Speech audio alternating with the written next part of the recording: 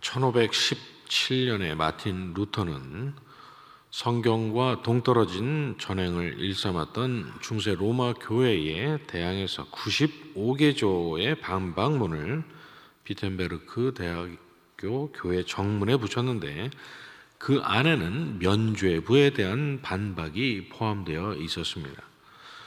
돈을 주고 면죄부를 사면 죄사함을 얻고 구원을 얻는다라고 했던 그의 선포가 성경의 가르침과는 전혀 동떨어진 어처구니 없는 주장이었기 때문입니다. 그런 황당하기 짝이 없는 거짓 가르침으로 베드로 성당을 짓는 건축비를 충당하려 했던 그 추잡한 만행을 루터는 더 이상 좌시할 수가 없었던 것이죠.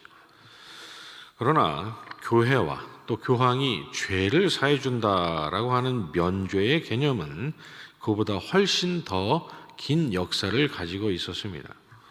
이슬람교 세력에게 빼앗긴 예루살렘을 탈환한다라는 명분으로 십자군 전쟁을 일으키면서 교회가 전쟁에 참여하는 자들의 죄를 사해 준다고, 또 전쟁에 참여하지 않더라도 돈을 내면 교황이 면죄권을 그 사람에게 하사한다라고 교회가 반포했기 때문입니다.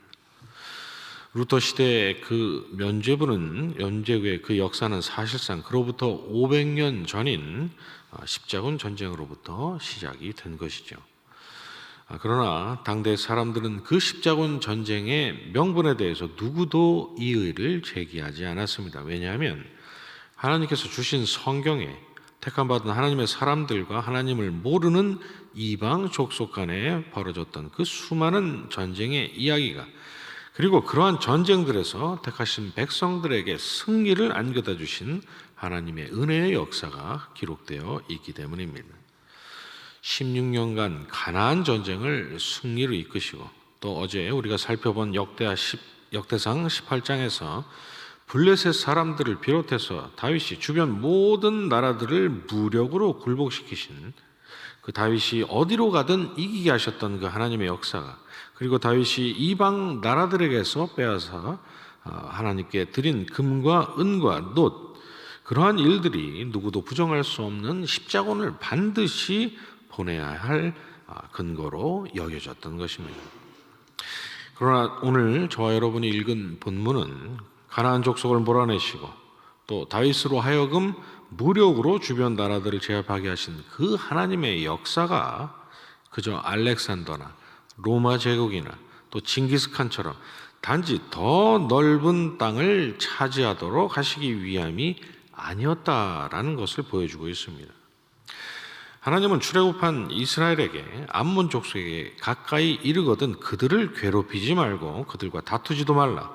암몬 족속의 땅은 내가 네게 기업으로 주지 아니하리니 이는 내가 그것을 롯 자손에게 기업으로 주었음이라고 말씀하셨습니다. 오늘 본문에서 다윗만 그러했던 것이 아니라 지난날 하나님께서도 암몬 족속에게 큰 호의를 베푸셨던 것입니다. 그러나 그들은 출애굽한 이스라엘 백성들에게 떡과 물을 주어 영접하지 않았습니다. 또 사사 시대에는 블레셋과 함께 손을 잡고 이스라엘을 못살게 굴었고, 또 사무엘의 때에는 길르앗 야베스 사람들에게 내가 너희 오른눈을 다 빼어야 너희와 언약하리라, 내가 온 이스라엘을 이같이 모욕하리라고 겁박했고, 또 훗날 느헤미야를 중심으로 예루살렘 성벽을 재건하려 했을 때 방해했던 사람들도 그들의 후손이었습니다. 출애굽기 17장에서 출애굽한 이스라엘을 가로막고 싸우려 했던 아말렉, 그래서 하나님께서 내가 아말렉을 없이하여 천하에서 기억도 못하게 하리라 하시고, 사무엘상 15장에서 아말렉이 이스라엘에게 행한 일, 곧 애굽에서 나올 때 길에서 대적한 일로 내가 그들을 멸하노라 벌하노라고 하시면서 그들을 남김없이 진멸하라라고 하는 명령을 주셨던 그 아말렉뿐만 아니라 암몬 족속 역시도 하나님의 원수였던 것입니다. 오늘 본문에서 다윗과 이스라엘을 멸시했던 그 암몬 자손들의 만행은 사실 다윗을 향한 무례함 정도가 아니라 다윗을 택하신 백성 이스라엘의 왕으로 세우신 하나님을 멸시하고 조롱하고 모욕한 하나님의 원수의 대적이었던 것이죠. 하나님은 역대상 19장의 이 이야기를 통해서 다윗이 어디로 가든 이기게 하셨던 그 18장의 하나님의 역사와 그 은혜 아래서 거둔 다윗의 승리가 대대로 하나님을 대적해왔던 모든 원수를 제압하신 하나님의 승리였다라는 것을 보여주고 계신 것입니다. 그런데 19장에 이어서 우리가 읽은 20장의 본문의 말씀은 골리앗의 아우인 가드 사람 라흠이라는 자의 창자루 역시도 골리앗의 창처럼 배틀채 같았다라고 말씀하고 있습니다. 그리고 손과 발에 가락이 6씩 모두 24시 있는 키가 큰 자의 소생이 골리앗이 그랬듯이 이스라엘을 능욕했다고 말씀하고 있습니다. 하나님을 능욕했던 그들을 가리켜서 성경은 노아의 홍수 당시의 네피림과 또 가나안에 장대했던 아낙 자손들처럼 사람이긴 하지만 일반적인 사람들과는 전혀 다른 모습을 가지고 있는, 그리고 사람이긴 하지만 일반적인 사람의 능력을 훨씬 초월하는 그런 존재라고 성경은 말씀하고 있는 것이죠. 역대상 20장의 말씀을 통해서 우리 하나님은 하나님께서 대대로 싸우시고 무찌르시고 승리를 거두셨던 하나님의 원수의 본질이 사람이 아니라 사람처럼 하나님으로부터 지음을 받은 피조물이 돼 창세전에 하나님처럼 높아지고자 하나님을 배역하고 또 태초에 하나님께서 지으신 사람을 영원한 사망으로 인도했던 바로 그 악한 영이라는 사실을 우리에게 말씀하고 있는 것입니다.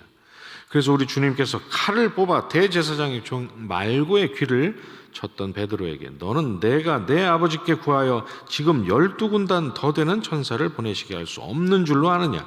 내가 만일 그렇게 하면 이런 일이 있으리라는 성경이 어떻게 이루어지겠느냐고 하시고, 또 내가 유대인의 왕이냐라고 물었던 빌라도에게 내 나라는 이 세상에 속한 것이 아니니라.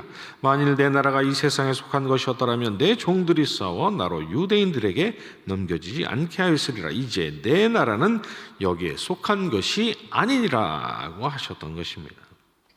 너희가 환난을 당하나 담대하라. 내가 세상을 이겼노라 라고 말씀하셨던 우리 주님의 승리는 베드로처럼 칼과 창을 잡고 일어났던 십자군이 거두려 했던 그런 승리가 아니었던 것입니다. 회개하라, 천국이 가까이 왔느니라고 하셨던 우리 주님께서 세우고자 하셨던 하나님의 나라는 중세 로마 교회 십자군이 탈환하려고 했던 땅 위 예루살렘에 세우실 그런 나라가 아니었던 것이죠. 역대상 18장만 있다면 모를까, 하나님은 이어진 19장과 또 20장을 통해서 너희의 씨름은 혈과 육을 상대하는 것이 아니요 통치자들과 권세자들과 이 어둠의 세상 주관자들과 하늘에 있는 악의 영들을 상대함이라. 그러므로 하나님의 전신갑주를 입으라. 이는 악한 날에 너희가 능히 대적하고 모든 일을 행한 후에 거기 서기 위함이라고 그들에게 말씀하고 계셨지만 그들은 이 중대한 사실을 아랑곳하지 않고 무려 200년 동안이라 아무런 열매도 없던 그 허망한 싸움을 해 나갔던 것입니다. 그런데 그 지난 옛날의 십자군의 그 망상은 아직도 오늘날에도 여전히 살아서 그 힘을 발휘하고 있는 것 같습니다. 왜냐하면 절에 찾아가서 그 절땅을 밟으면서 여긴 하나님의 땅이라고 선언하고, 또 주지승 당장에 나오라고, 니들이 밥 먹고 사는 게 누구 덕인 줄 아느냐고 고래고래 소리를 지르고, 또 불상을 훼손하고 벽에 낙서를 하고 스프레이 페인트로 그 벽에 십자가를 그리고 나오는 그런 일들이 지금도 일어나고 있기 때문입니다. 물론 하나같이 틀린 말은 아닙니다. 신은 오직 하나님 한 분뿐이시며 천지가 다 하나님의 것이고 성도든 아니든 모든 인생이 하나님의 은혜 아래서 살아가고 있는 것은 명백한 사실이기 때문입니다. 믿든 안 믿든 모든 인생들에게 자기를 지으신 창조주를 섬겨야 할 의무가 있음에도 하나님이 아닌 우상을 섬긴다는 것은 가당치도 않은 일이기 때문입니다.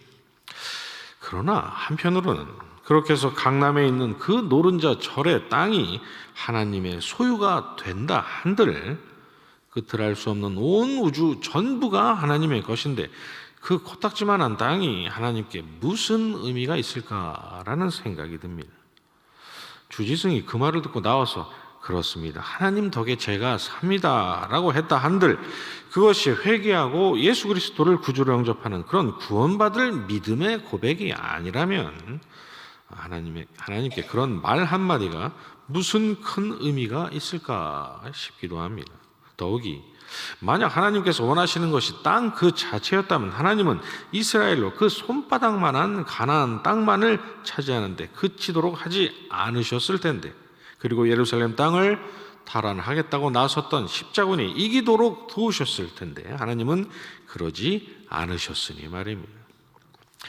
사찰의 벽에다가 낙서를 하고 또 불상을 훼손한 사람들은 아마 기드온도 또 히스기야 요시야 왕도 그러지 않았냐고 생각할 것입니다. 그러나 그런 것이 하나님께서 우리에게 원하시는 싸움이고 승리라면 왜 하나님은 기드온과 또 히스기야와 요시야에게 이스라엘 밖 나라들에 있는 우상을 제거하라는 명령을 내리시지 않으셨을까요?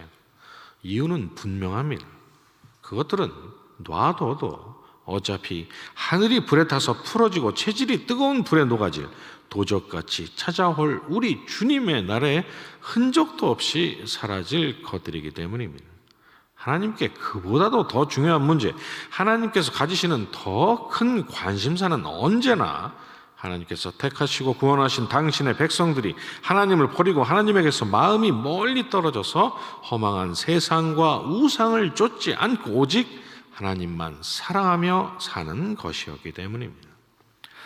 나라의 요직을 기독교인들이 모두 장악해야 한다라는 생각도 그렇습니다. 기독교인이 대통령이 되고 또 기독당이 거대 여당이 되고 기독교인이 장관이 되고 판사가 되고 검사가 되면 이 나라가 이스라엘처럼 하나님께서 다스리시는 하나님의 나라가 되지 않겠냐는 그런 생각 말입니다. 물론 그럴 수 있을 것입니다. 악인들이 그런 자리를 차지하고 하는 것보다는 당연히 훨씬 나을 것입니다. 그러나 하나님께서 우리에게 바라는 것은 세상의 높은 자리가 아닙니다. 높은 자리가 아니더라도 저와 여러분이 지극히 낮은 처지에서 살아간다 할지라도 우리가 성령 충만함 가운데서 오직 하나님의 자녀만이 맺을 수 있는 빛과 소금의 열매가 우리의 삶에 있으면 하나님은 기뻐하시고 하나님은 우리를 통해서 영광을 받으시는 분이시기 때문입니다. 하나님께서 교회에게 바라시는 것은 세상 천하를 교회의 발 앞에 무릎 꿇리는 것이 아닙니다.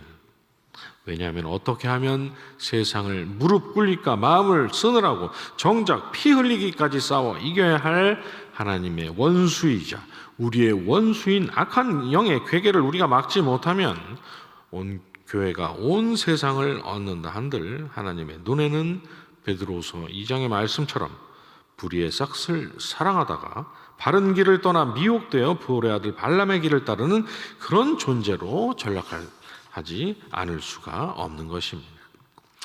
그래서 무릇 지킬 만한 것보다 더욱 내 마음을 지키라. 생명의 근원이 이에서 남이니라고. 아무것도 염려하지 말고 다만 모든 일에 기도와 간구로 너희 구할 것을 감사함으로 하나님께 아뢰라. 그리하면 모든 지각에 뛰어난 하나님의 평강이 그리스도 예수 안에서 너희 마음과 생각을 지키시리라고. 그런즉 서서 진리로 너희 허리띠를 띠고 의의 호심경을 붙이고 평안의 복음이 준비한 것으로 신을 신고 모든 것 위에 믿음의 방패를 가지고 이로써 능히 악한 자의 모든 불화살을 소멸하고 구원의 투구와 성령의 검 곧 하나님의 말씀을 가지라고 성경이 우리에게 말씀하고 있는 것이죠.